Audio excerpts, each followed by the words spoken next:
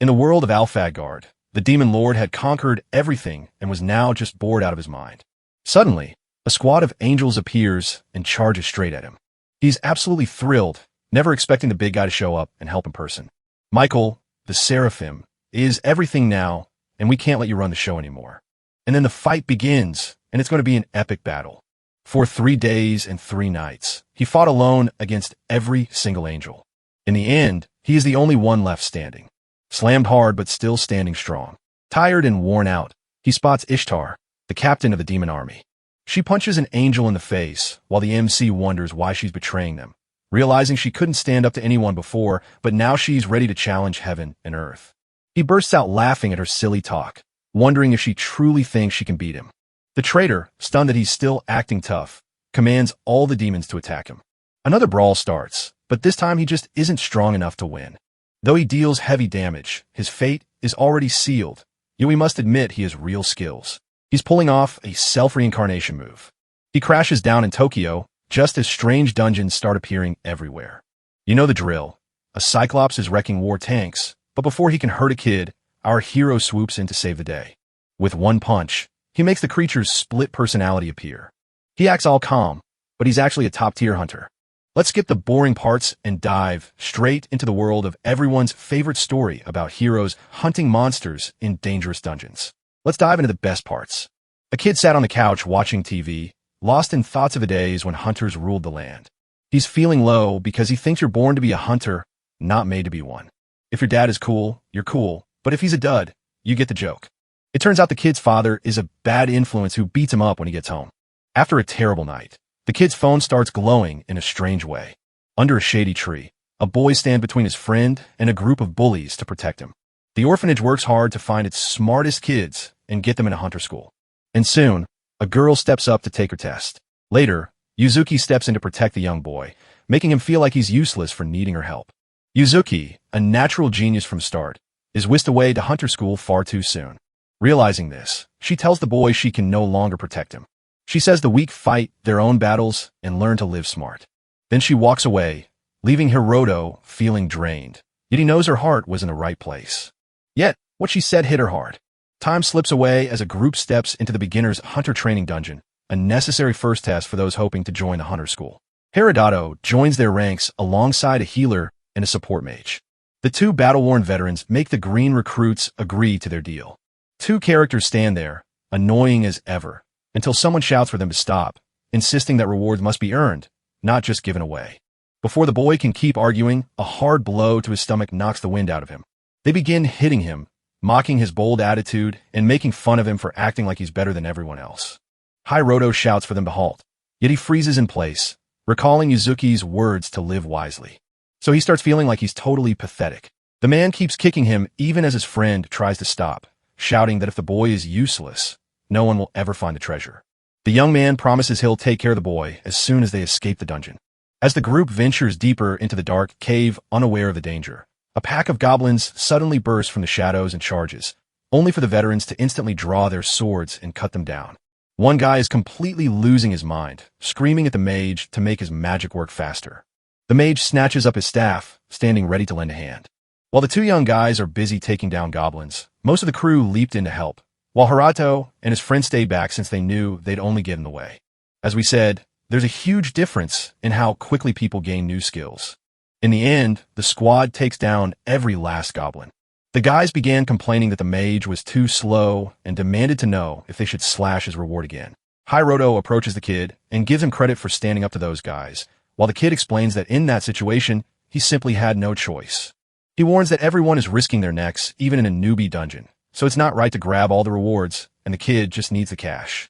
Hiroto is curious about that, and the kid spills that he wants to start a non-profit hunter guild because the current one ignores the poor.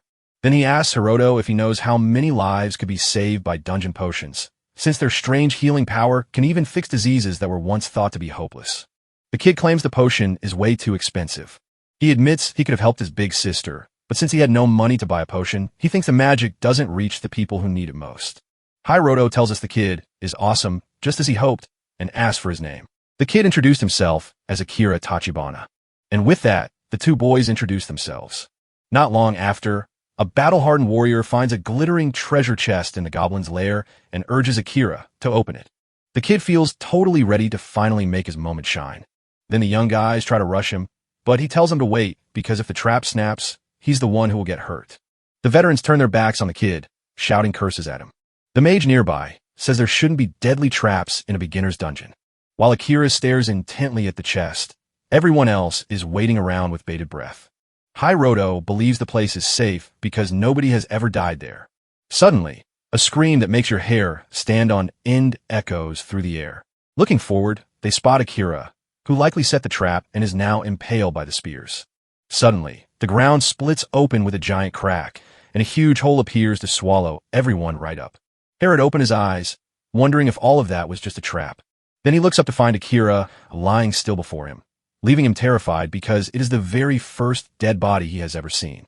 He knows that if the others think he is weak, he will be too scared to ever go through that nightmare again. After a while, they finally rise to their feet. The healer panics when she sees Akira dead, runs away in fear, which makes the veteran angry and furious, so he attacks the mage. His friends get fed up and tell them to stop the drama.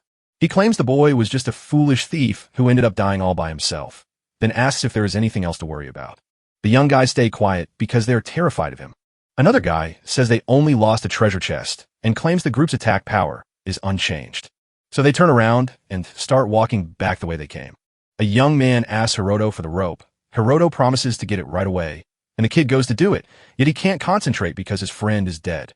As the mage walks away, tears stream down his face, and he cries out that the dungeon was meant for beginners and no one should have died. The healer thinks it might be a tricky puzzle hidden inside the dungeon. The veteran asks if she means when the dungeon's difficulty suddenly starts feeling strange. The girl mentioned she'd heard rumors that it happens every few years. Just as the man laughed, the kid got sent out because his absence didn't hurt their fighting strength. Hiroto feels uneasy about people making fun of his friend. Even so, he begins to fret about the theory of the dungeon paradox. Then the group keeps moving, but the healer suddenly comes to a halt. The curious kid asks what's going on, and the girl explains that she felt something underneath her feet. Suddenly, the ground began to tremble as a huge paw appeared before them, followed by a pack of wolves charging right at the group. The veterans are terrified that they can't fight those silver wolves, dangerous rank D beasts. One guy yells, "These wolves don't belong here," while the mage retorts, "And there shouldn't be a trap bringing monsters into a beginner's dungeon," as the whole group panics, realizing they can't outrun those gleaming fangs. What's happening is a real-life dungeon puzzle where the rules twist back on themselves. No cap, just like the name says, a wild chain of attacks is heading straight for the hunters. The long-haired guy asks, "What do we do now, bro?" while his friend gives Hiroto a scary look. With no time to chill, the kids learn all about monsters and silver fangs while training in the beginner's dungeon. They go after the easiest victim to hurt, and it's a cruel thing to do. The guys start laughing and say they're bailing, but not Hiroto. The chubby one tells the boy to run the other way, and it's pretty funny. The kid is terrified and asks, "Are you serious right now?" while the guy tells the mage to shoot the boy as bait, though it won't work if he runs away with him. Hearing those words, the mage broke into a cold sweat, while Hiroto trembled in fear, desperate to know if he truly meant it. Tears welled in his eyes as the kid muttered, "Sorry, my bad," while Hiroto urged the healer to convince everyone that this wasn't meant to be funny. The girl nods along with them, admitting she just doesn't want to die. The boy grumbled that they'd survive better as a squad, only for his two friends to burst out laughing and apologize before zooming past him, leaving him completely behind. As the boys watch their friends walk away, they mutter, do they really think saying sorry fixes everything? Then Hiroto bolts from the wolves, feeling like this whole place is a twisted mess where the weak always get crushed.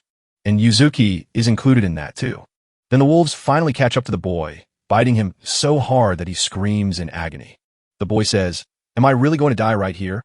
He wishes he could stop being the one who needs saving and start being the one who can protect, his frustration at his current weakness only burning a stronger desire to become powerful inside him. Just then, his phone nearby begins to glow in a strange, flickering way. The wolf pack spots them and suddenly runs away, leaving Herod hurt on the ground. A notification on his phone announced that a powerful wish had been detected and that he now had full access to Herodato's soul. Then the phone and the boy both started glowing like bright beacons. Suddenly, Herodato's faded panel flares back to life. His empty health bar refills, and a brand new power lights up.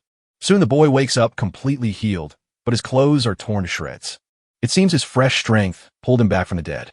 The boy shook his head in disbelief, still alive and wondering how all his wounds had suddenly disappeared. He snatches up his phone, knowing it is the only thing he has left. The boy looked at the strange message about a demon lord on his screen and wondered what it could possibly mean.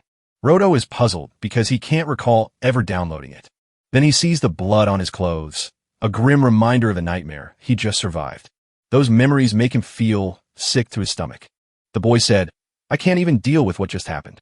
As he grabbed the boot that fell during the attack, he realized he was truly alone and being ditched, so he decided his only goal now was to survive and move on from there.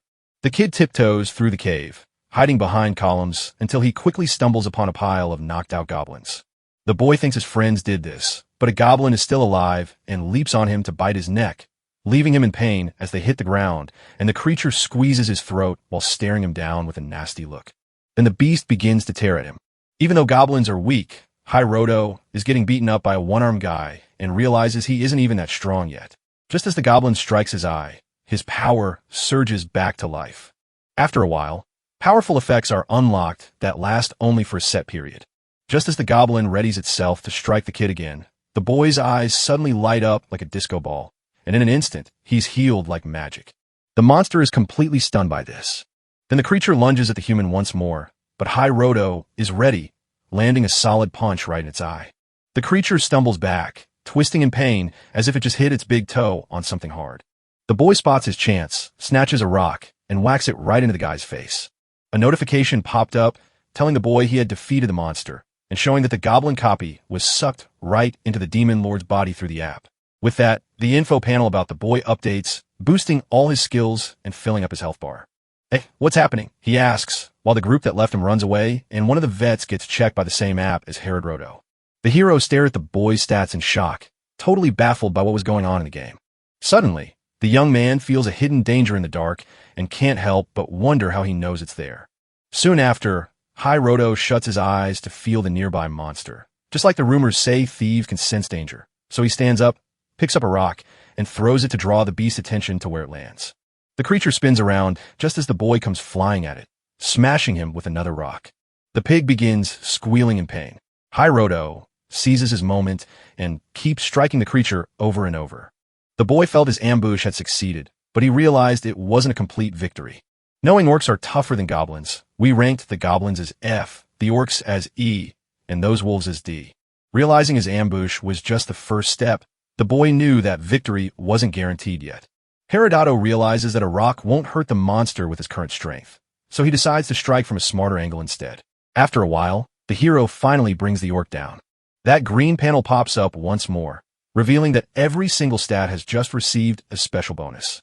With that, Roto grows from level 2 to 3, and his stats jump up to 7.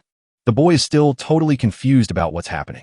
As he peered over the panel, he saw his strength was a bit higher than the other stats. Then, he grabs that rock once more.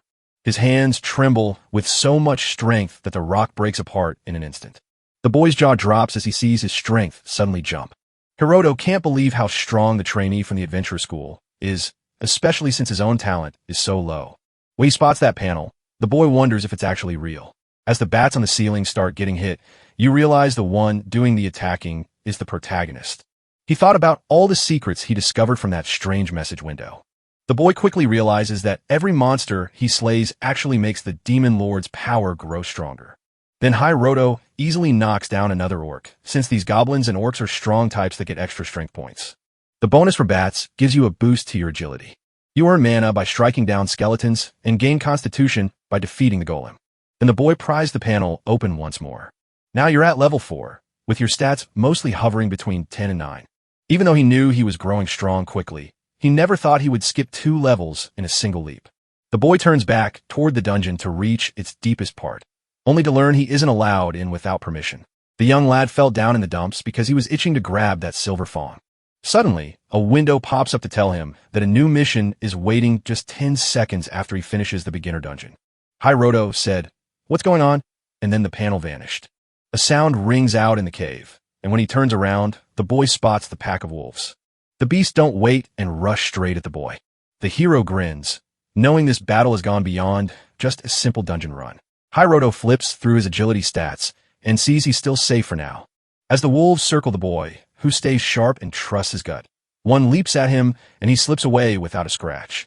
Seeing that, Hiroto gets pumped because he's finally getting super strong. Thanks to his new powers, the kid can finally run as fast as the Silver Fangs. Immediately after, he dashes at one of the wolves and delivers a powerful kick. But to our surprise, that wolf acted like it just got tickled. Hiroto realizes he'll need a weapon to deal any real damage. Suddenly, the wolves circle him once more. The kid is absolutely fed up with everything that's going on. He slashes at a wolf, but the beast twists away as if it were a ninja. Suddenly, the wolf knocks him down to the ground with a loud thud. The other wolves spot their opening and pile on him. And just like that, our hero gets knocked out once more. But then his unique power activates. His life bar refills completely because the demon lord poured his own power into him. One of the wolf's hands begins to glow, and soon the rest of its body lights up too. Before you knew it, the kid was right as rain again. Roto wakes up floating, but gravity pulls him straight down to the ground, where he quickly pretends he isn't being watched by a pack of hungry wolves. The wolves rush at him once more. When his power activates, he suddenly gains the strength to handle a lot of pain. His body begins to glow once more. Once again, Hiroto is back in the fight, but he's still up against the wolves and feels like he's running in circles. While being attacked, he worries that having a body that can't die is a real pain. For someone who keeps getting hurt, death would feel like a relief. Yet for those who never die, that relief never comes. So living forever is the worst thing of all. And now he's stuck living that awful nightmare. The kid gets knocked down over and over, but his special ability always pulls him right back up.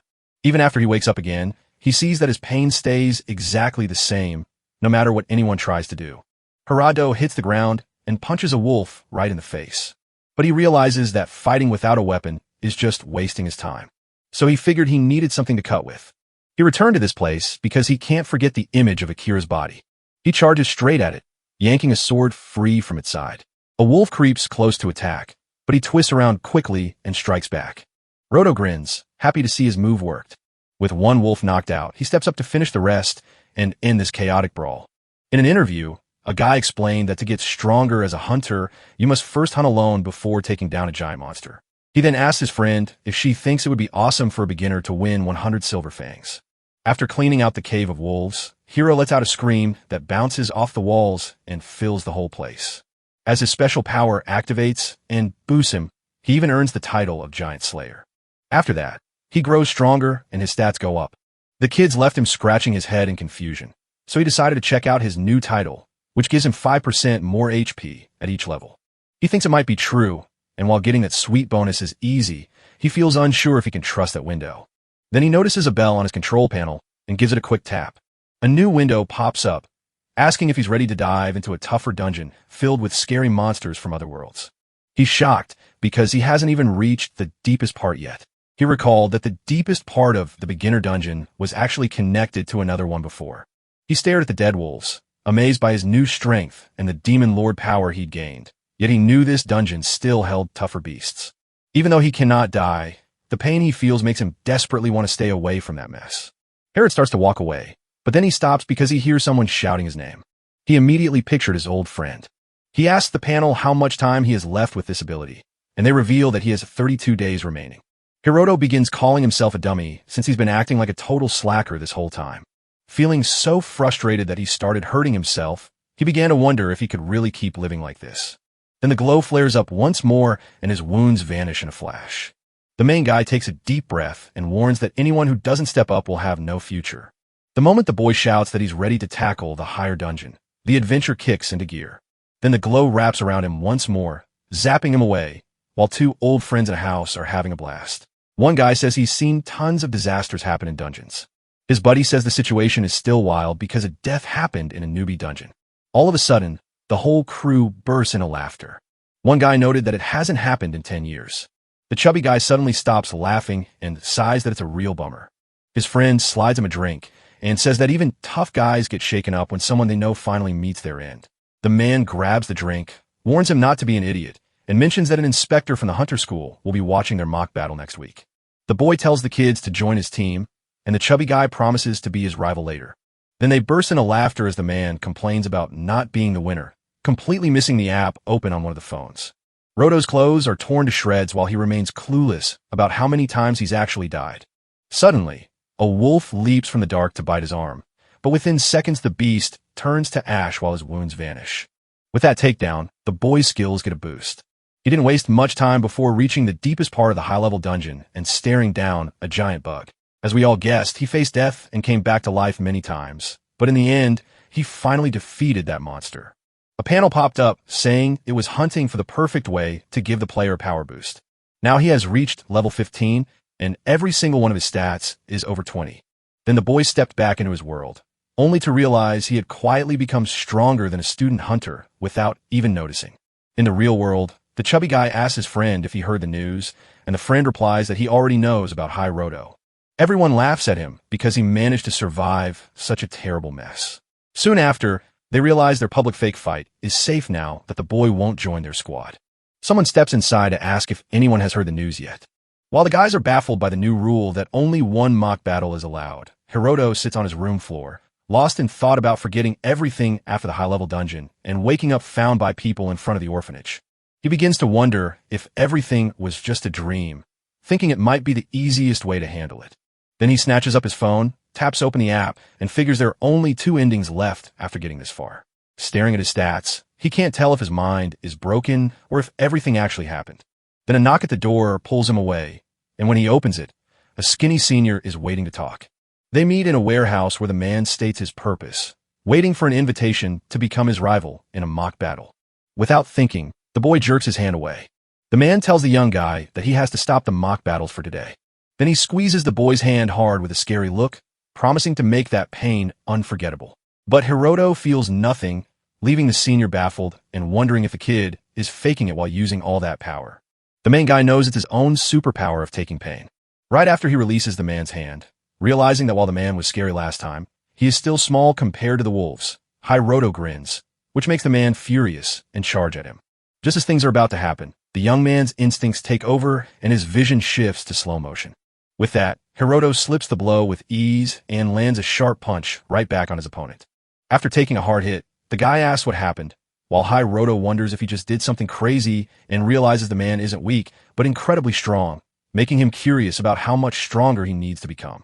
Then the guy stands up furious, grabs Hiroto, and demands to know what happened, because he couldn't believe someone like Hiroto had ever landed a punch on him. He promises to look the other way if Hiroto keeps his secret move quiet, noting that Hiroto is just too weak to pull it off. Hearing this, Hiroto got angry because he could have made that guy pay for his past mistakes, but he decided to stay calm so he wouldn't become just like him. Hiroto says to stop making a big deal out of nothing. The guy shouted, "Hey, you hit me first, so why are you acting innocent?" But Hiroto grabbed his arm tight and said, "Stopping is the best choice for us both." The skinny guy finally lets go. Hiroto turns to leave, but the guy yells, "Wait," saying Hiroto promises he won't cause trouble again and expects the same in return. Then Hiroto bounces out of the warehouse, leaving the guy alone to start raging and kicking things. Back in his room, Hiroto makes the tough choice to draw his own blood so he can check his health and hunting status like everyone else. He later gives the sample to the doc and apologizes for being late.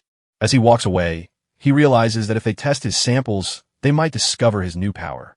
Hiroto begins to feel a strange unease creeping over him. Meanwhile, the guy and his crew are getting worked up, convinced Hiroto must have pulled some trick because there's no other way he could have hit him.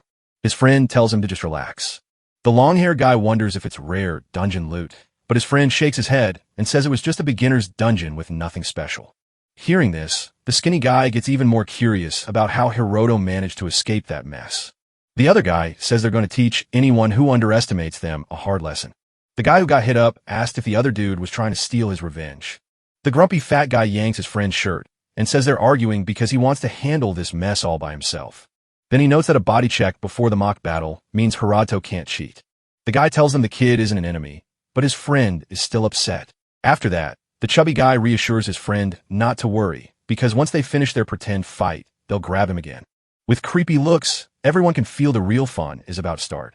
In the lab, the scientist carefully checks those blood samples. Suddenly, a terrifying sight flashes on his screen and turns out to be Hiroto's file. Another scientist, curious as ever, asked, "What's up?" and hurried over. The guy introduces her to Hiroto, a student who hasn't even begun hunter school yet, but is already incredibly strong. The woman is totally blown away by this kid. With his new powers on display, the scientist wonders if this is what happens when people get caught in the dungeon paradox. Then, the guy wonders how to tell the bosses about it, since Hiro went from being a level 1 rookie to a level 15 powerhouse in the blink of an eye. But the woman says they don't need to report it because it happened before school, so they aren't required to tell the country. Even though her colleagues still doubt her, the woman explains that the dungeon paradox is just where weird stuff happens, notes that Hiroto has an innate talent, but won't grow much, then walks away to skip the boring paperwork. The scientist remained confused, for the woman explained that since monsters appeared, the world had changed and made everything much harder to solve. She adds that dungeons and hunters are just the same game. In the cafeteria, a crowd watches as Hiroto digs into a huge plate of food. The kid rolls up to the cook for seconds, and she jokes, "Why not just take the whole pot?" Someone remarks, "Wow, this kid can eat," right before a stunning lady suddenly appears and asks to sit with him. Herod asked who she was since she was new, and she calmly replied that she was a top instructor at the hunter school. She wonders if any bright young fighters made it to the battlefield and makes a funny remark about how nobody will ever remember her face. But the older sister remembers her. Suddenly, the main guy realizes it was the girl who talked to his friend while they were fighting. She says there are so many schools, and if she doesn't hurry, someone else might grab the spot first. Every year she has met the kid, but this time he feels different. The boy just sits there, saying nothing. Then he closes his eyes and says it's not a big deal. The lady brings up the dungeon accident and how some survivors get cool powers. She asks if they could just chat for a little while. She's right. My gut feelings never miss. He's convinced the girl is from his friend's school. The boy said, "Sure, we can talk. Just don't mind my skills," she joked after realizing he was just a low-level player, quickly apologizing for her earlier mistake. But the kid waved it off, saying it was totally normal, and then she admitted that being low-ranked was really tough before sliding her car across the table, so he could call her anytime things went south, promising to have his back. The main character thinks there are only two kinds of people out there, the ones who steal from you and the ones who help you. He thinks she's just like his buddy, Yuzuki. Later at the city's hunter arena, Herodato couldn't stop wondering about the rumors that the military was testing dangerous new weapons right there. The walls are built from tough dungeon stuff, just perfect for fighting battles. He walks straight to the crowd and runs right into those veteran guys again. The lady is there too, watching, while a big guy steps into the arena to face Hiroto and begin the fight. With a smirking grin, he declared, "I'm going all out and you're not leaving this place alive," then laughed, adding, "Back in the day, Yuzuki would have saved you, but she's gone now." He sneered, "If you die, you'll be the second one of us to go," hoping Hiroto would end up facing Akira. Roto is furious after watching a guy trash-talk his friend and challenge him to a fight without holding back. The judge starts the fight, and the big guy shouts he's going to show off the crowd and boost his career, only to suddenly drop his weapon and leave the main guy confused, while the big guy grins and says that taking him out with a sword is too easy. "I'm using magic," he shouts, bragging that he's a rare fighter with such power. I figure out the man was keeping his strength hidden in the dungeon and refused to help him. So the kid decides to cast a spell, just like the others. The big guy chuckles and asks Hiroto what weak magic he has. Hiroto powers up, filling his mana with extra strength. He builds a giant ball of power. The crowd was blown away, with some even freaking out because no one else could do that. The large man freezes, believing Herodato is lying, then unleashes a fireball at the kid, but Herodato strikes back and his blast swallows the opening hole. Luckily, the big guy ducks just in time, letting the blast fly past him and erupt into a huge explosion right behind him. The crowd is going wild after that amazing show of power. Meanwhile, this lady stood up, amazed and wondering if she'd just seen next-level magic. She then compares that guy to Yuzuki. She bounces around, excitedly declaring, "This year has another top-tier rookie." Before they knew it, time had zoomed right past, leaving the boys dozing peacefully in bed with no memory of what happened after he tapped into that power. That day, he decided to enroll at the same school as Yuzuki and even receive his advance payment straight into his account. Then, our hero drifts into a deep sleep and is swept away into his own mind. There, he runs into a person tied up in chains. Hiroto belongs to all of us. But who exactly is this mysterious person? Suddenly, the boy jerks awake, heart pounding, only to stare at his phone that screams there are still 36 hours until the demon event starts. Suddenly, the app started acting weird, so the boy shook his phone, thinking it was broken. But instead of fixing the mess, the words just get worse and worse. He muttered, "Forget it," tossed his phone to the side, and wondered if something unusual had just happened. Then he springs to his feet, sure that the app's made him stronger, and declares he's ready for anything if it means leveling up. Suddenly, a warning on his phone urges him to ignore the demon's demand or risk having his organs taken. Suddenly, a portal appears on the screen with a grinning face watching from inside, Then it vanishes and a strange message shows up. The boy glances at his phone and notices the words have shifted once more. If we don't keep defeating the monsters in the dungeons, they'll break free and start a wild stampede. Yet, there are still so many secrets hidden in the dungeons that nobody knows the answers. That city is mysteriously wrapped in a mess of strange creatures for no one knows why. Sitting inside the car, the hero asks if this is the city where the total eclipse tragedy once happened, and the driver chuckles, explaining that while the chaos from 10 years ago has been handled, the government abandoned the place, leaving it mostly for monsters like Rato, who then wonders if only monsters are allowed to live there. The driver says that the only people left there are the undead and folks like the boy who study how to hunt them. Then the boy wondered if all those zombie-like creatures were once just regular people before things went wrong. The driver said that when the floodwaters hit, they were so powerful that the dead began to rise. Suddenly, a zombie shambles right in front of the car and gets crushed by its tires. The hero freezes in shock, staring at that sight. The boy says the government could have tried so many things, but they simply ran away and left the whole city behind. He warns that if they don't clear out the dungeon monsters, a much worse disaster is coming. Finally, they rolled up to the heavy door leading into the dark dungeon.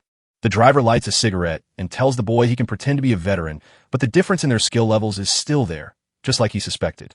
Then the driver sneers at the boy, calling him a weakling with an F aptitude, and warning him not to expect anything from the hunter school.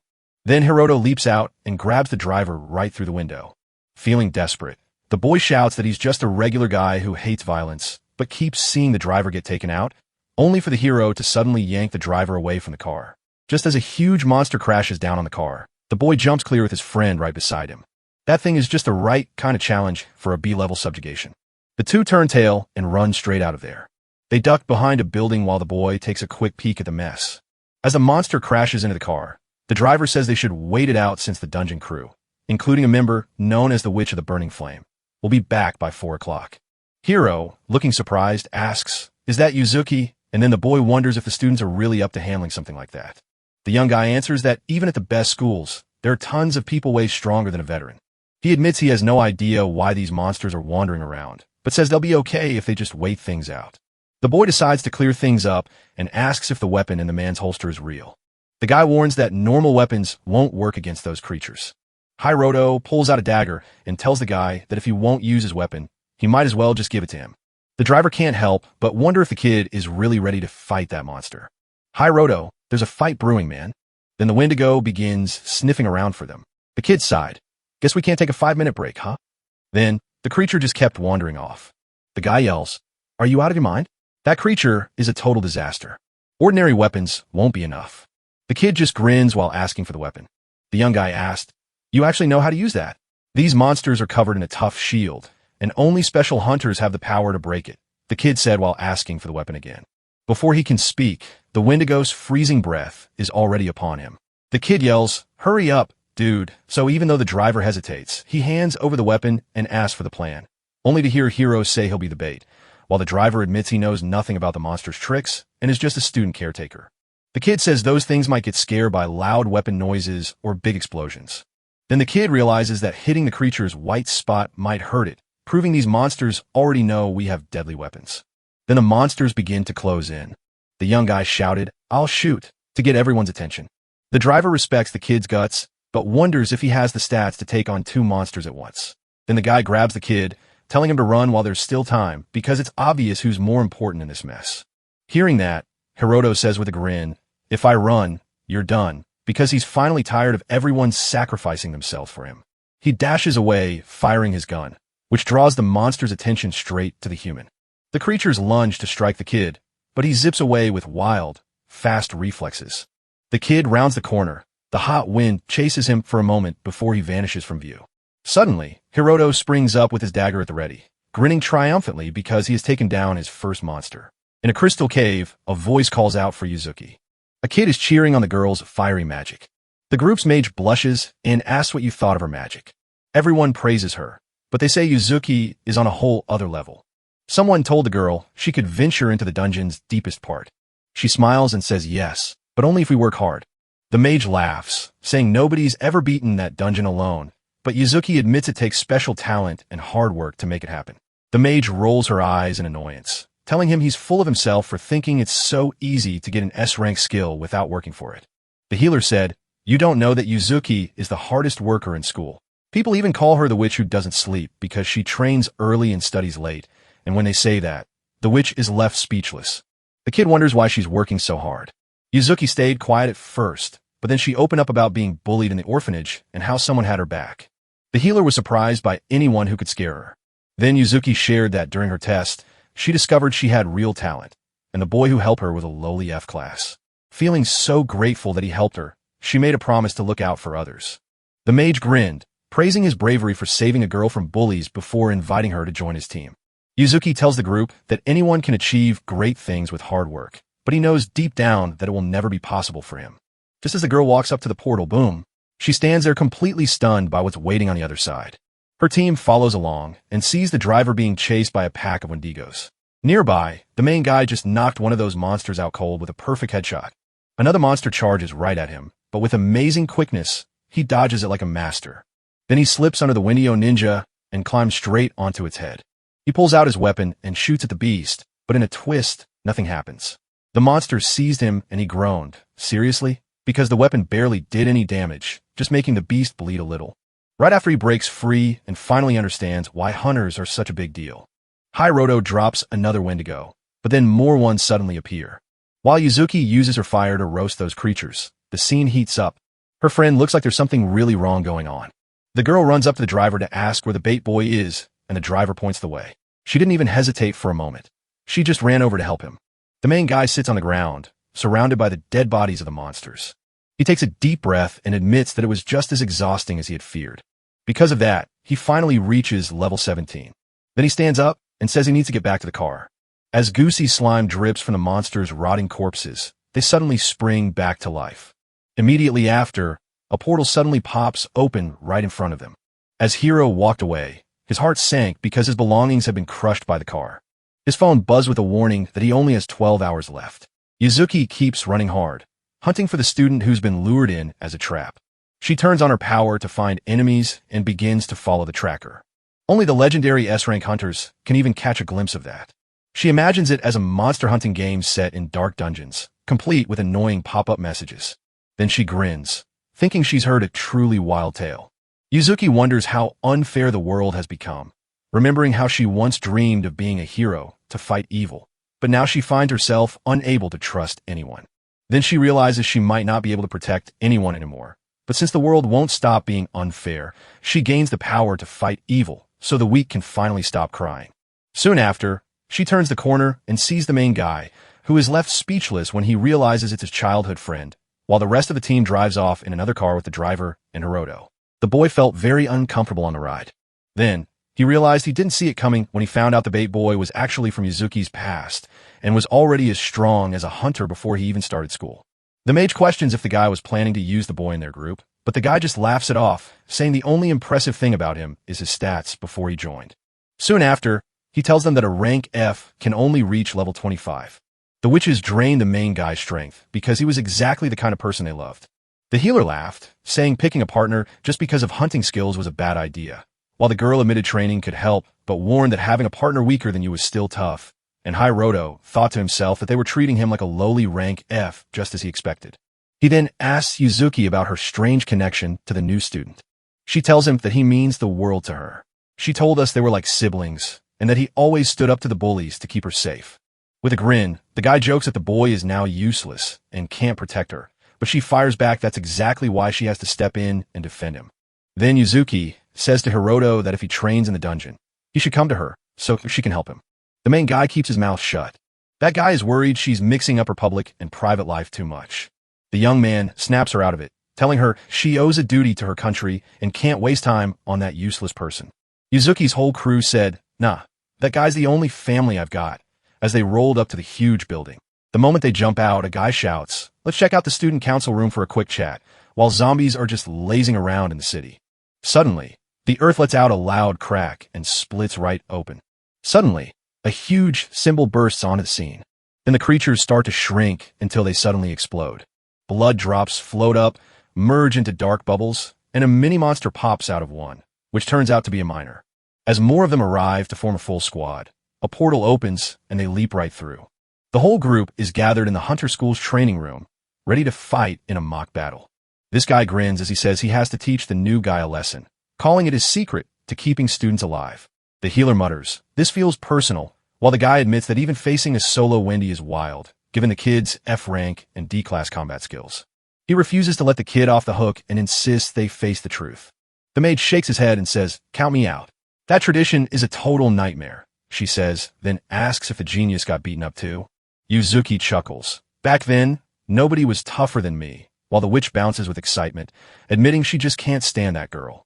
He snatches up a baton and whispers that he's got just enough firepower to get away with it if no one's looking. He flings the baton to the protagonist, tells him to stand ready, and warns the kid that he'll get some bruises, but it's all for his own good. Yuzuki shouted, "Wait," and stepped right up to the guy to tell him she's ready to fight him. He's arguing that if they let this one off, the kid will drag everyone else down. The woman insists that training newbies with vets isn't a waste of time, but she knows there has to be a better way. The guy says, "We're sticking to Hunter and the school rules, so as the head of the disciplinary committee, he's the one who has to deal with it." The user protests that it's beyond the committee's limits, but she shuts him down because she won't let anyone mess with the weak while she's in charge. Suddenly, the room falls so quiet that you can hear a pin drop. The vet tosses down his baton and runs away. She apologized to her friend, but explained that at this school, your natural talents are what truly matter. Then she wishes him the best.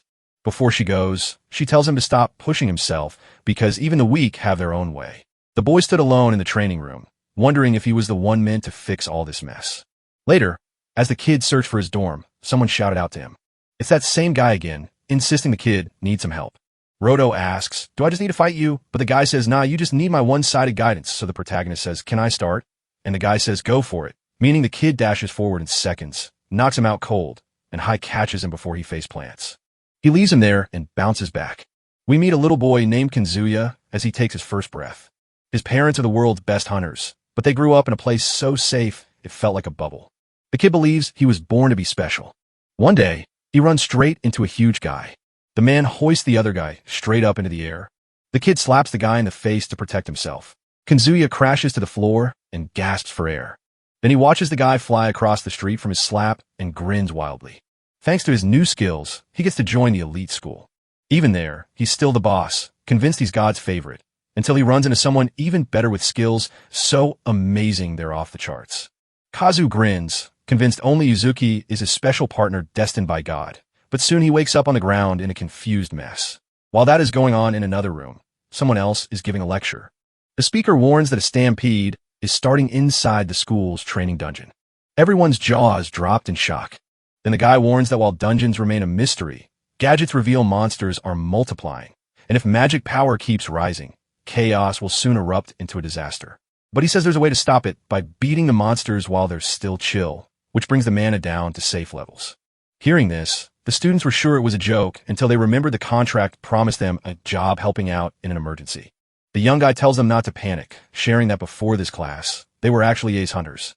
He tells the advanced students to hunt the dangerous beasts in the deep dungeon and orders everyone to get ready and follow their instructor's lead.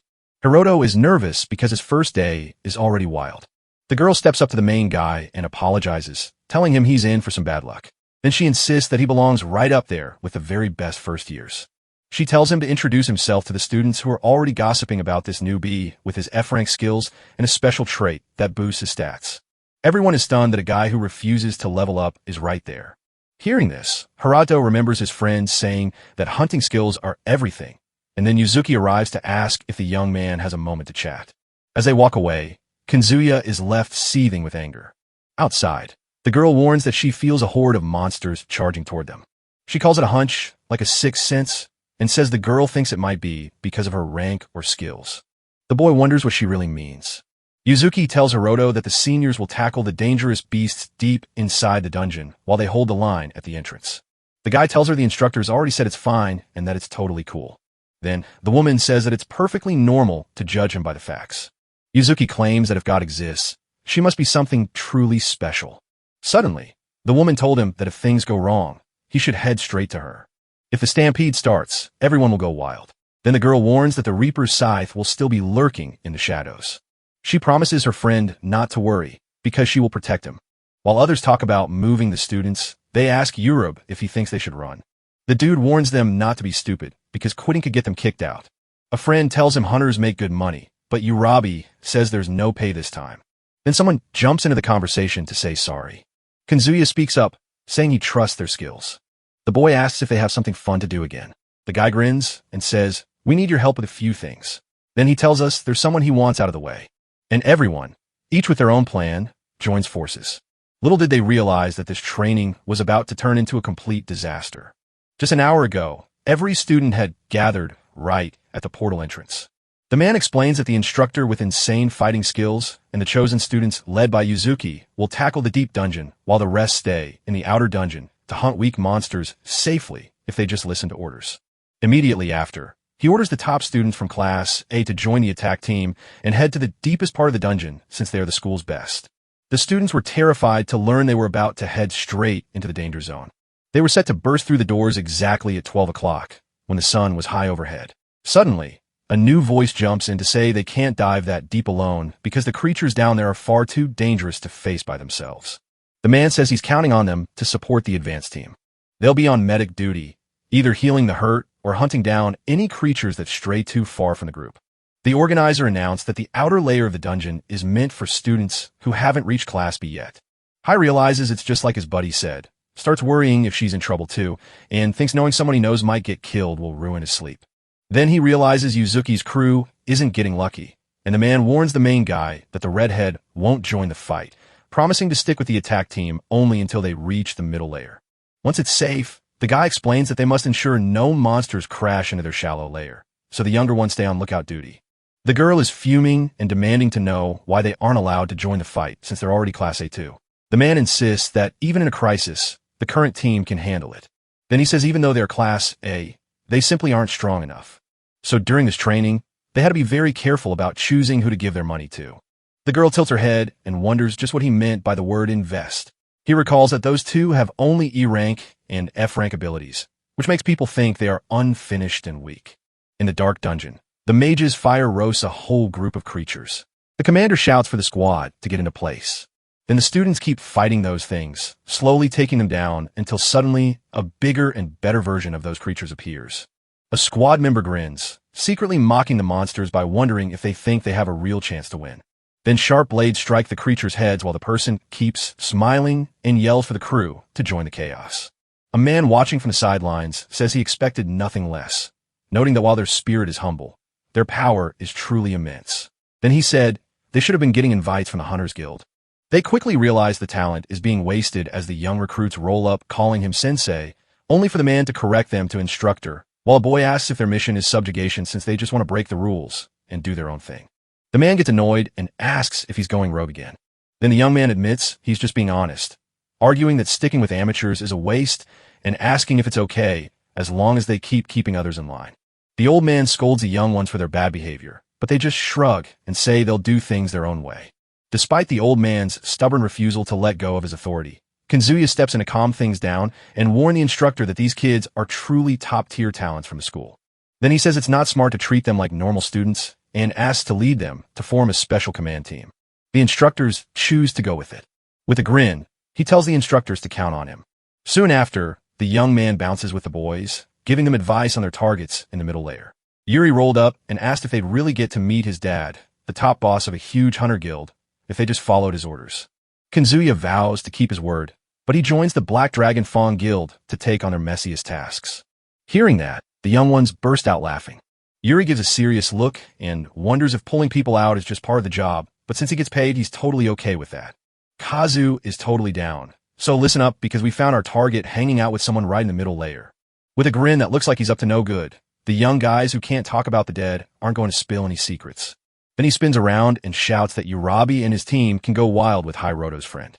Meanwhile, in the middle layer, the squad runs headlong into a pack of Wendigos. Yuzuki says, "Watch this," and slices a beast in half with no trouble. But here's the twist. One still stands.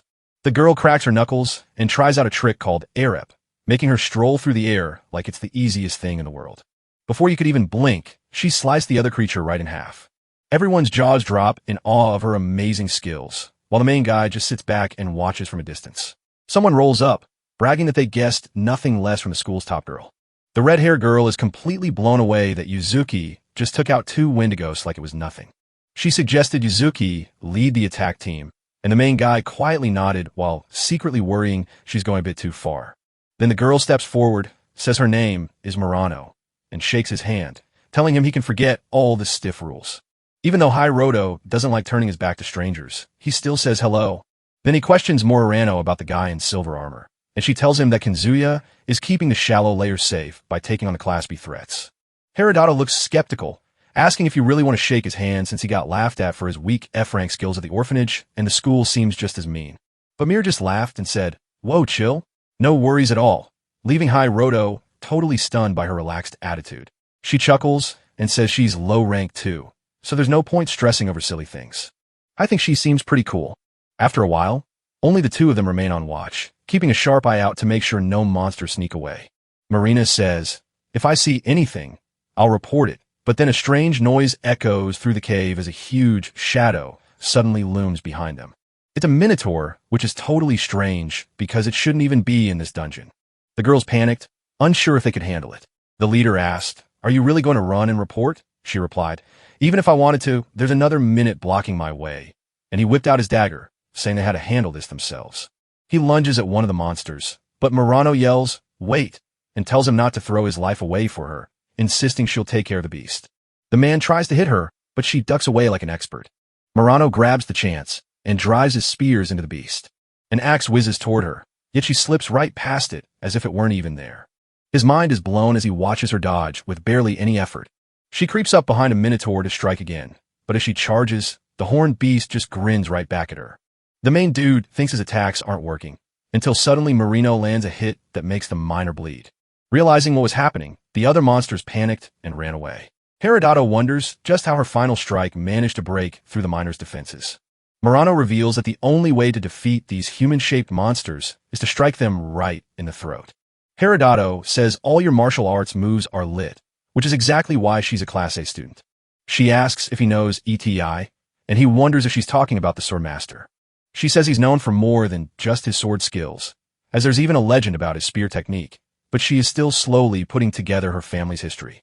Murano takes immense pride in her samurai heritage, even though her hunter abilities are still ranked E. She whispers that she knows every monster's weakness. The main character shocked the instructor by ignoring her martial arts skills, and while she admitted she thought about that often, she suddenly started yelling, calling the guy a total idiot, and cursing everyone with mad skills. Also, they were screaming loudly for everyone to have the same rights. Roto's jaw drops as he sees the scene. The girl takes a deep breath, admits it feels great, and invites the boy to try it, but he quickly backs out. The main guy begins to think that the girl is totally awesome. Mirino says she trains so hard she bleeds, yet she's furious that they still mock the moves of her ancestors. She admits she can't get stronger, but she's still the #1 player right now. Suddenly, Ureb's crew shows up and confronts the young ones. The boy admits the girl is low-ranked but powerful in fighting, and she claps back by asking if he finally gets the limits of talent. He says that if the first year keeps getting better, she'll lose her top spot soon. The girl gets mad and demands to know why the boy is there. The young guy says they're just there because their boss told them to be.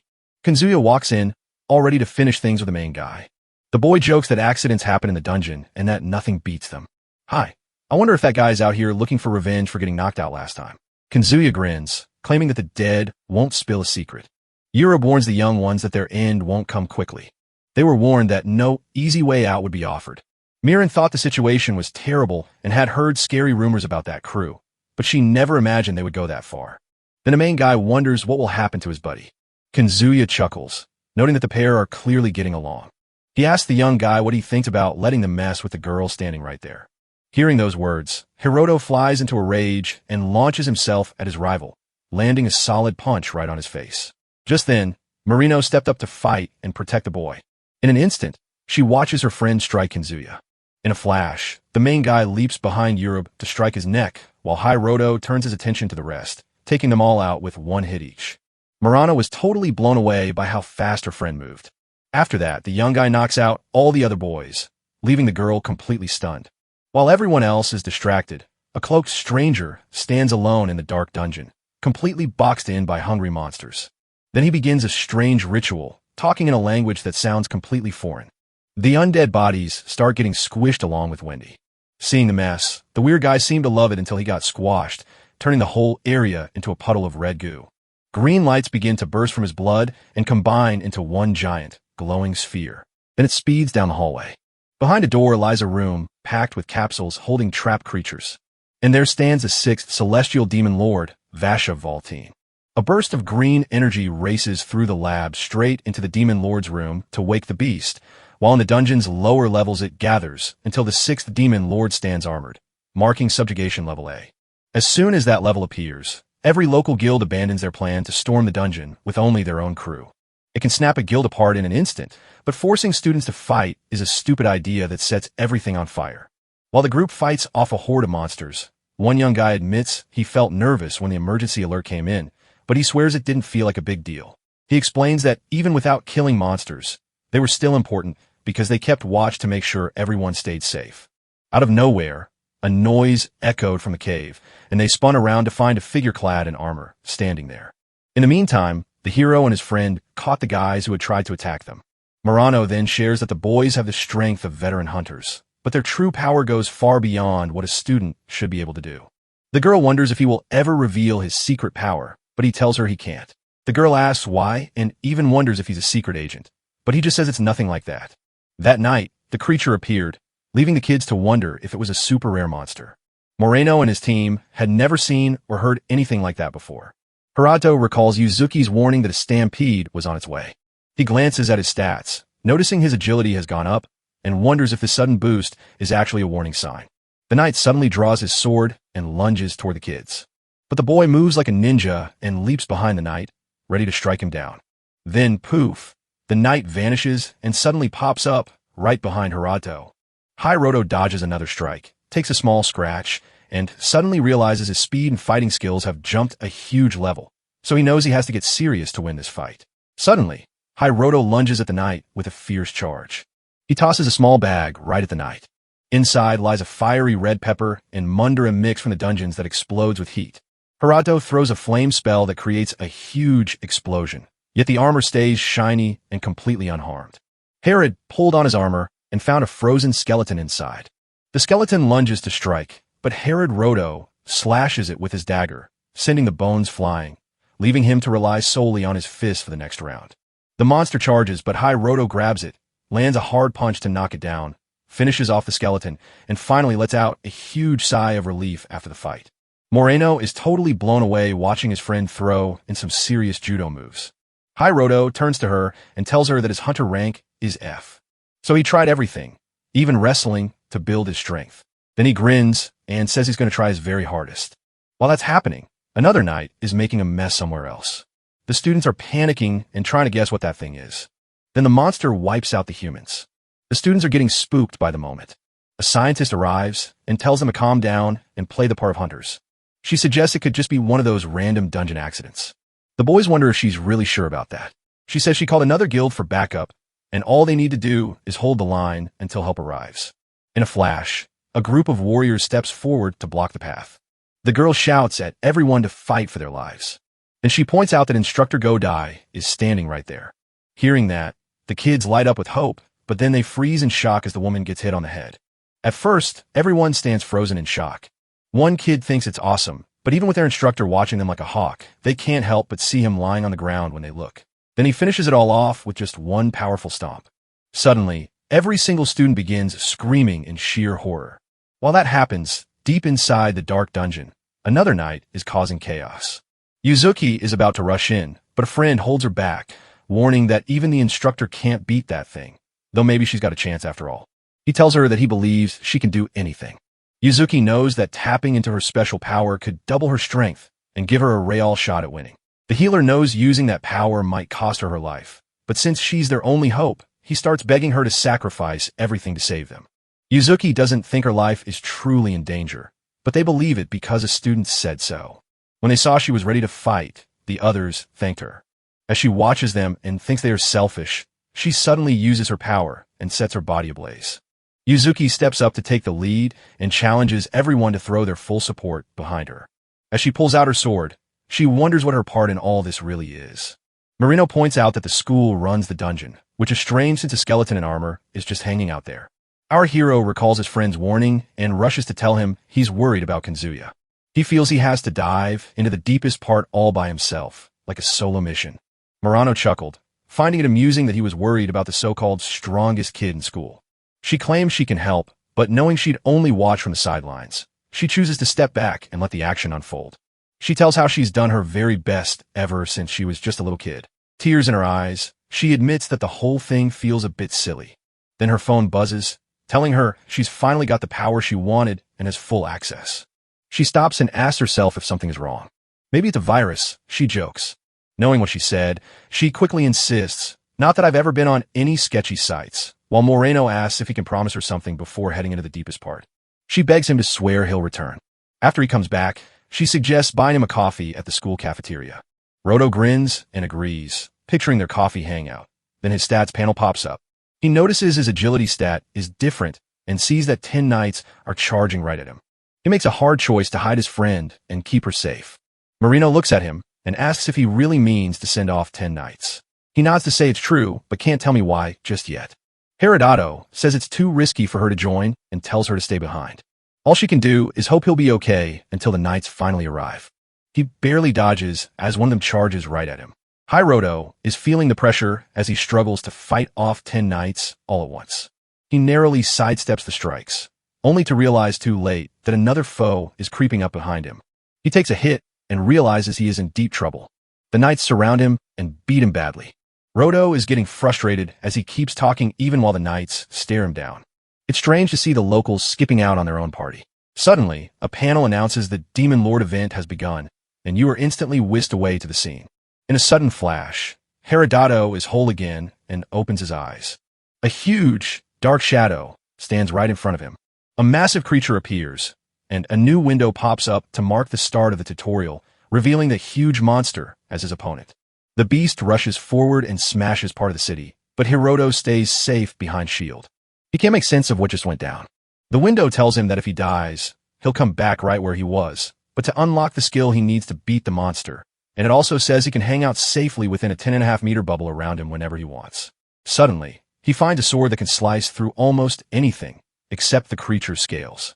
The panel tells him to use his time wisely before fading away, leaving Hiroto to inspect the sword. He wonders if the crater-making creature is his opponent. But the sword is useless, for it cannot even cut through the tough dragon scales. It seemed pointless at first, until he realized he owned a body that never died and a sword that could cut through almost anything. With that, he comes up with a plan. He sees a dragon soaring right up close to the shield. Herodoto doubts he can make it work, so he plans to just wait it out until the clock runs down to keep things from getting messy.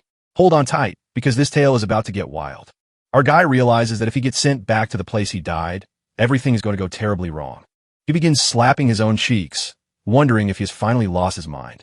Then he remembered, oh yeah, the app gave him crazy skills and levels, but here's the twist, he didn't actually feel any stronger, which was pretty bumming. So he snatched up his sword, blazing with the urge to face that monster. He dashes out of the safe area and charges straight at the monsters like a true leader. You know, kid, that dragon isn't feeling right today.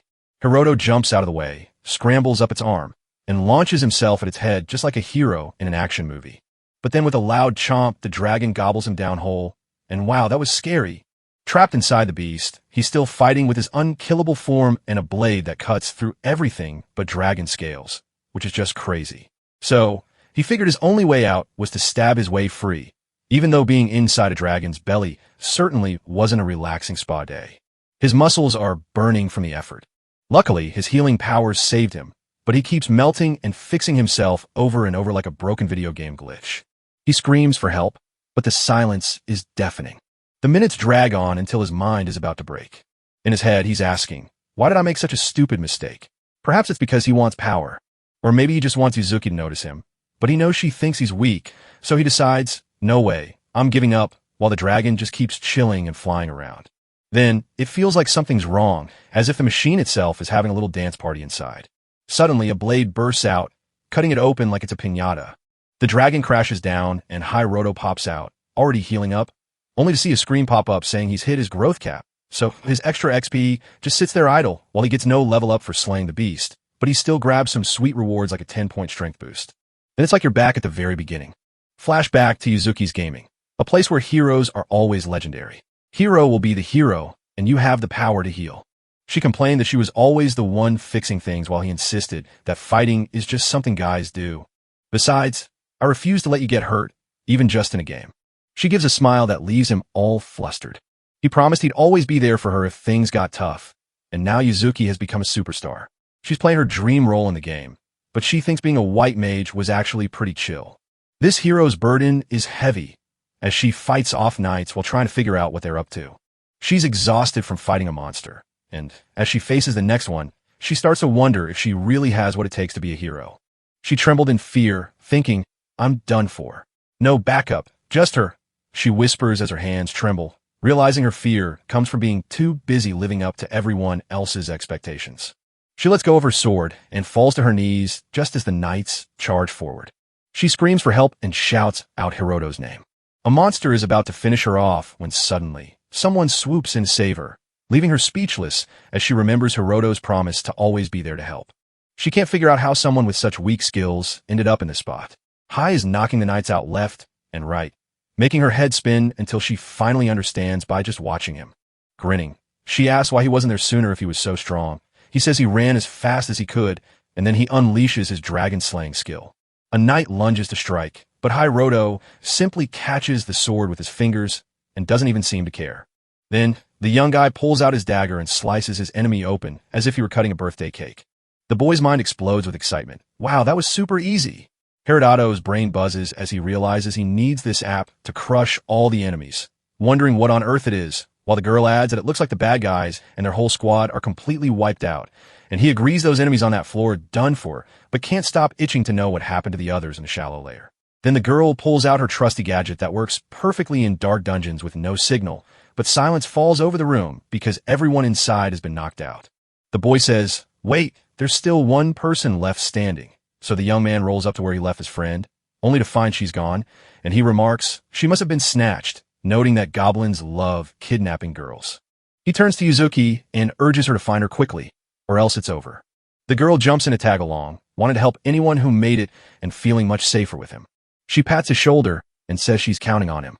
Soon enough, they both freeze in shock as Marino falls completely still right before their eyes. That sight makes him remember Akira, the friend he lost, flashing through his mind like a sudden memory. And that promised the girl made to grab coffee when they got back. But now she is gone, and Hiroto's eyes burn with pure rage. Yuzuki shouts out, her voice filled with worry for her friend.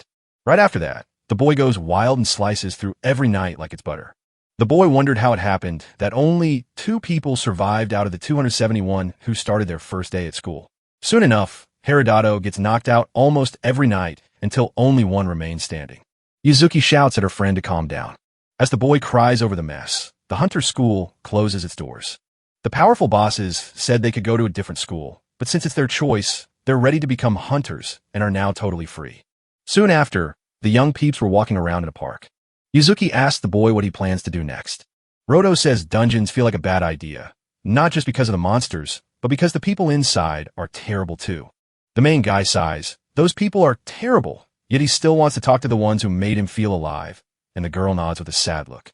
Then she asks if he'll explain why he's so powerful and why he wanted her to claim she defeated the monsters on that mission. Yuzuki wonders if it's a secret he can't even share. Hiroto's convinced it's not about trust, but he can't spill the beans on a power he doesn't possess himself. Plus, if he claims he's tougher than the top student girl, the hunters will just call him a mystery ranker. The main guy is just trying to keep himself and his crew safe. Then the girl reminds him that he already promised to team up with her, but he says no thanks and isn't interested in squads right now, so Hiroto asks his friend to keep it secret.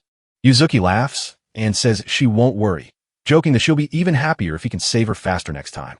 The boy grinned, saying he had run as fast as he could. After that, the 2 young friends walk away laughing their heads off. Later that night, the main guy slept in his room until his phone buzzed like it was saying, "Ding, time for the mission, let's go." And soon after, the young man zapped away. A screen popped up demanding that someone bite the dust to win. Kira notices someone else is standing right there with him. It turns out it's Moreno, and the screen confirms that both players are on the same page, so the attacks are officially underway.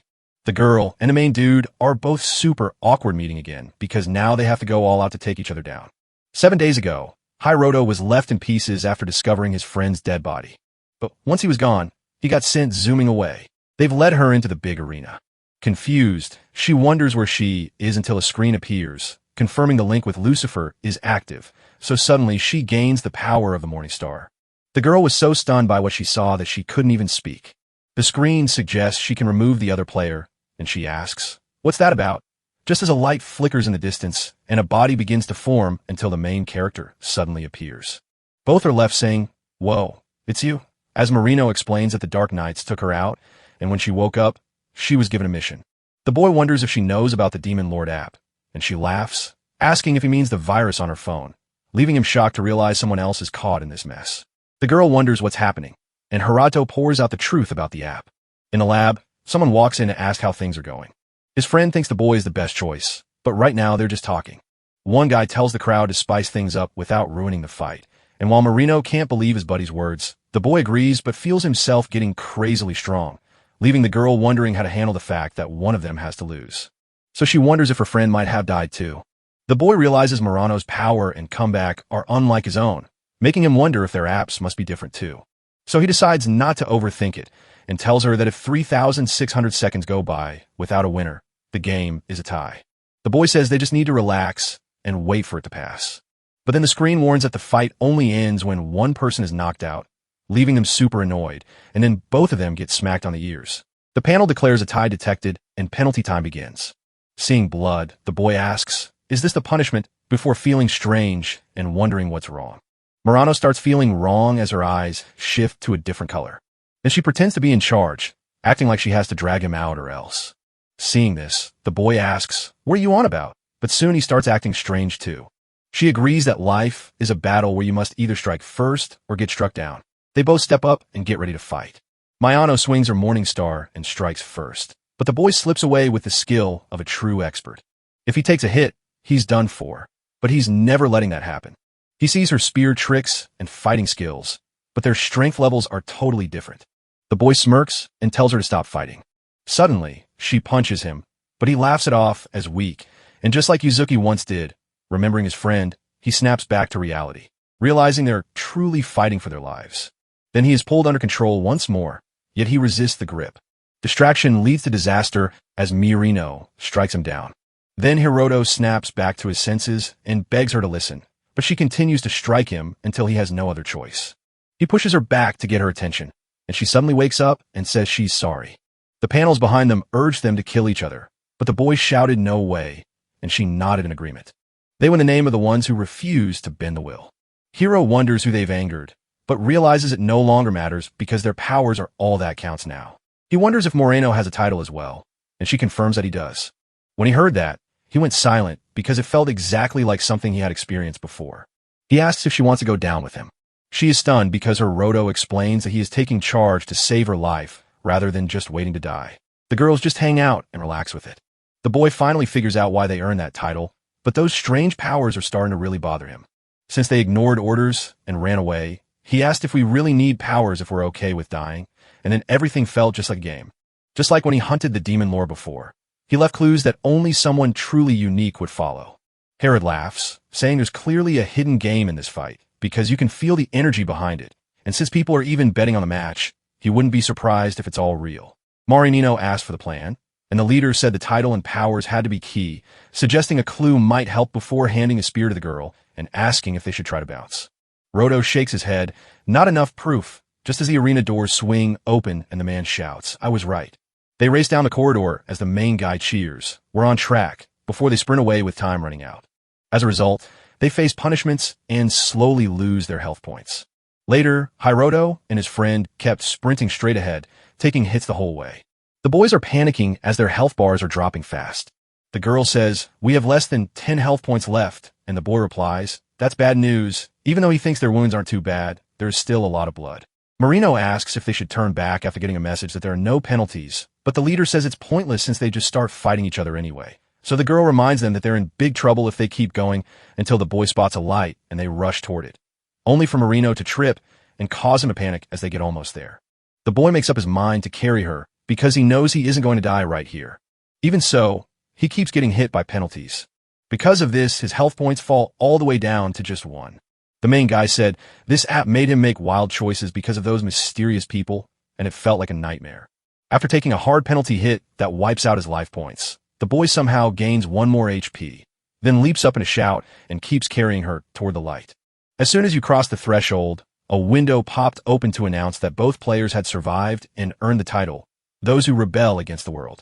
Meanwhile, the app guy notes that most people voted for them to escape and that it's been ages since he's seen such a big voting gap, while someone asks if that was cool and he wonders if they mean the last-minute save. The guy said, "Calm down, it didn't start with full health." He says he was right there in that arena fight, and he just played fair. Later, the main guy was hanging out in his room, messing with his phone while Murano was taking a bath. The boy wondered what kind of app that was. The girl steps out, thanking him for the warm shower. Hiroto asks how the wounds are, and she says there are no new injuries since waking up, so the boy realizes the 3 titles he remembers must be connected. Murano says she thinks the app users aren't bad, but the main guy is confused until the girl explains that they made it to the end of the corridor only to be abandoned to avoid fights, which reminds Murano of a manga where a master doubts humans, loses control, yet still hopes to believe in them. But while players staying calm means no one needs to die, in that story everyone just goes about their business and more keep getting killed. He's totally glued to his phone, isn't he? He whispers to his friend that the app isn't nearly as awesome as she thinks it is. Yuzuki is shivering in her room, treating the window in front of her like a game. She can't help but wonder why only the elite S-rank fighters are the ones who can see that panel. Then boom, another window pops up, telling her to take out Hiroto and Murano. She's scared and confused, trying to figure out what that strange sound was. The panel asks Hiroto if he accepts the mission, and in his room, he warns his friend that the app is more dangerous than she realizes, just as a sudden warning tells her she has 10 days left before the death pursuer arrives. Marino asks, "What's a death pursuer?" And the main guy says they managed to dodge having to kill each other, but they're still under control. Time flies as the guy talks on the phone. Yuzuki wonders why they are being targeted. He shrugs and says he doesn't know, but then drops a bombshell. The mission begins in 10 days, yet he has to survive 24 hours alone after she bailed on it, leaving him to wonder if she's already off on another one. He asks if only S-rank hunters can see those windows. She mentioned that she found the details in the hunter's guide. He believes Murano and other app users can see this, too. She sighs, wondering if he's hiding something after he left the mission behind. He thinks she should stay in the dark, but she insists on knowing the truth, so they jump back into the hunt, only to learn the next target is a terrifying rank S hunter. She talks about a special group of powerful people known as the Demon Lord Hunters. She's still a student, so she hasn't started working yet. She explains that an insider revealed the names, claiming that a rank S hero could defeat the Demon Lord in the game. Hiroto loves the app because both the app and the organization have Demon Lord in their names, but it's just an amazing coincidence. He begins firing off a barrage of questions about monsters, windows, and the app, convinced that everything must be tied together. Yuzuki asks, "Why did you go quiet?" while he thinks about the dangerous missions he shares with another top-tier hunter known as the Death Pursuer. But for now, they had to hide who they really were and what they could do, especially from the powerful hunters watching above. She wonders how Mirino, who was knocked out in the dungeon, managed to be back, but he keeps that secret safe. Then Yuzuki asks if he needs to check the ID of the hunter who disappeared in the dungeon with Morano's traits, and he wonders if she can do it. She says the government sets the rules for hunters in this lawless dungeon. The government will leave it alone, as long as it doesn't cause trouble for the rest of the world. She insists that the IDs of the vanished hunters must be returned to their families. Yuzuki asks if he was at the train station, and he says yes because they never know when the enemy will attack, so they are always on the run. She asks for his address and promises to send what he needs tomorrow. She hangs up the phone, convinced he thinks telling her the truth is just too much trouble. She starts to doubt if people can trust her. Later, the boys walk through the mall, and Marino said, "We can't stay in a hotel forever," wondering how they'd get money since the main guy had just bought her a new phone when they returned. He's keeping it cool and telling her not to worry since he's still rich from his last big win. Then he says, "We're hitting the dungeon tomorrow so you can start stacking cash." And right then he remembers his buddy's amazing trick. Suddenly, he loses her and finds her staring blankly at a stuffed bunny. Roto rolls forward and shouts a challenge to her. He begins talking about the path they need to take through the mall, but she is still lost in her world with the plush toy. Soon, he realizes that pink bunnies are everywhere and starts to wonder if they're the new thing everyone is talking about. Marino is still lost in a dreamy daze over that bunny. Seeing this, he asks, "You want that thing or what?" while she beams at him with all her sweetness. He started by thinking she was cool, then found her interesting, but now he's quietly wondering if she's just a little bit quirky. After grabbing the plush toy, they were back on track. His phone buzzed, and he started to wonder if it was Yuzuki texting him. But no, It's the app telling him that the Demon Lord AlphaGuard sent him a gift and a message. The gift is an SS rarity sword that grows terrifyingly powerful with human blood, turning into a weapon that can slay gods. Plus, he opened the storage box, which means he can now put his things away. But he isn't too excited about that. He's only interested in the bloodthirsty sword. Murano realizes she's staring at her phone, so he asks what's got her so distracted. Roto just shrugs and says the app has some pretty weird taste. Meanwhile, inside a dark dungeon run by the Hunter School, a squad is fighting one of those knights. The swordswoman creeps up and slashes the helmet right off. Everyone is terrified to find it's an undead skeleton, but the mage's holy light only makes the ghostly bones swing even harder at his friends. The boy complains that the item can't be cleaned. His friend reminds him that undead creatures fear fire, and then he blasts the monster with flames. They roasted the creature, joking that it took 5 rank B crew members just to take it down. A girl asks if her friend can do it alone that night, and he says no because one-on-one isn't enough. So then someone points out there's even more inside and wonders if they can handle it. The boy proposes naming the rank Hunter, but the association refuses to send one because they won't intervene to subdue it. They laugh, claiming the association only looks out for their own money. The swordsman asks for a moment to think because so many adventurers are dying from random dangers in the dungeon. Right then, another monster appears, but this time the knight wears white armor instead of black. In the blink of an eye, it lunges and stabs a crew member, sending everyone into a panic. The armored man raises his shield to block, but the knight's sword slices right through it and brings him down. That kid yells, "Call a rank S for this thing," but before he can finish his sentence, he loses his cool in the fight. Then a person walks in laughing and asks if that means it's an S-rank mission. This guy's out there with no armor or gear at all. The knight swings his axe at him, but it fails to even scratch his skin. He then strikes the knight with a powerful blow. The whole crew is left speechless. So the boy wraps his arms around the monster and uses only his strength to smash right through its heavy armor. The knight is completely devastated, but a young onlooker whispers that this newcomer is special because his skills are legendary, even though his official rank is only B, proving he already fights like a top-tier hunter and will soon be an S-rank master. Hearing that, the guy realizes the kid's got a point. But even with all his power, he cannot destroy that thing in a single blow. So he tapped into the secret shop reserved for only the strongest S-rank players and spent his hard-earned credits on a powerful item to help win the fight. Right after that, a window pops up offering a mission to take out Hiroto and Mayano, with credits as the reward. When he sees Hiroto's name, the man wonders if the kid survived the dungeon disaster, but he grins and decides to take the mission anyway, thinking it'll be easy money. He's already dreaming of all the cool stuff he can snag, so he heads straight to the shop to check out the goods. But here's the twist. The legendary weapon has vanished, so the top-tier Godslayer asks his crew if anyone with rank S status has the guts to grab it. And when they roll up to ask what's happening, he casually teases them about the enemy's rank before revealing his secret plan, while the kid whispers that his own rank B squad was wiped out by a giant monster except for him. Hearing that, the whole squad felt shaken. Then the guy said, "Let's sell off everything we have because look at those top-tier rank B hunters." The kid replied, "Man, stop joking around. You'll get caught and they'll see all your stolen goods." But just as he finishes, the guy covers his mouth and reveals he has a special skill that stores items in a secret pocket, shouting that he's got plenty of hidden junk before he pulls the frightened girl out in front of his friend, then grins creepily and says he wants to turn her into cash because he loves making chaos, especially with the ladies in this wild place. After saving the girl, he laughs and warns that death is coming for Hiroto and Morano. But later the hero and his buddy run into a lady who mentions their house hunt, and when the boy says they want a 2-bedroom crib, she tells him that while his budget is only $30,000 each, a $60,000 mansion is an absolute steal. But if you're looking for a place to make love, we can figure it out, and hearing that made them all blush. All of a sudden, someone asks, "What are those two talking about?" As Mio turns around to spot Yuzuki standing right there. The girl nods, saying she gets the safety part but didn't know you could share a room. Then she cuts the hero off mid-explanation and hands him a bag. She tossed the items you wanted plus some basics from Murano, joking that she made them with herself, then set strict rules about secrets, honesty, and refusing to be a sidekick in your romance before bouncing away and leaving everyone awkward while the hero and Morano stepped inside a building to examine a panel. Hiroto figured it was just a mix-up and told everyone not to make a big deal, while the girl wondered if Yuzuki felt just as confused as she did. And though the hero asked her what was wrong, she just said nothing, but then Hiroto remembered he had to dodge the deadly monster and needed to get stronger, even though his hunter rank was already at the highest level possible. By hunting down new monsters, he can get stronger thanks to his gluttony ability. He recalls that Murano isn't a glutton, yet she still has plenty of room to grow stronger. Plus, her fighting skills are absolutely legendary.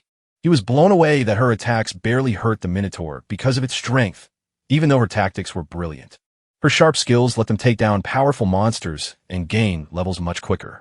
Marino's friends knew that hunting for a quick dungeon was almost impossible. The heroes must clear a monster-filled dungeon to level her up, but even hunters with a rank of F face such hard challenges inside. The girls find climbing the ranks so slow that it takes a whole month just to go from rank F to rank E. That left them with only two choices. First up, we can't sneak into the Hunter Association's dungeon because that goes against the rules. But hey, we got a backup plan ready if things go wrong. Suddenly, another person appears on the same floor as them.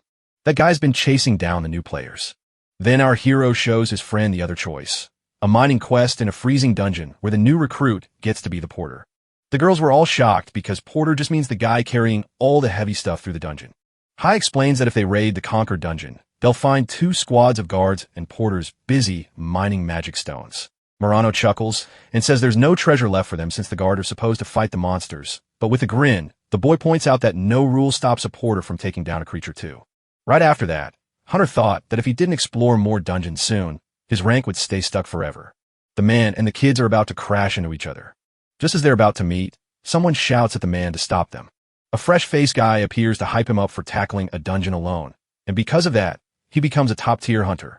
Hearing this, the man starts thinking about asking the reception desk to make it official. The boy shakes his head and says, no need, because he's already spoken to the Hunters Association vice president, who has been named a national treasure and will now treat the young man very differently. Tommy felt like a national treasure and was proud that his top skills had been leading the pack for a long time. Later, the main guy and his buddy were safe in a super secure spot. Then, they hear some drama unfolding.